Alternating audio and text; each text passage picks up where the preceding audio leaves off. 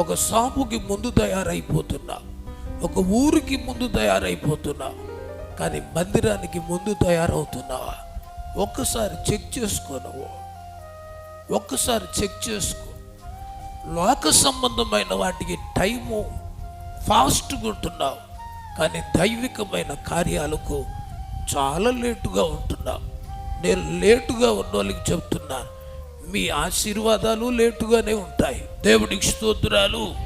మీ దీవెనలు కూడా లేటుగానే ఉంటాయి. ఎందుకంటే నువ్వు లేటుగా ఉంటున్నావు.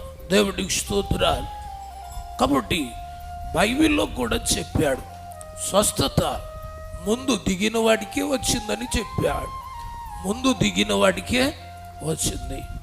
మనము లోక సంబంధమైన కార్యక్రమాలకు లేట్ అయినా పర్వాలేదు, కానీ ఆత్మ సంబంధమైన కార్యాలకు మనము ముందు ఉండాలి.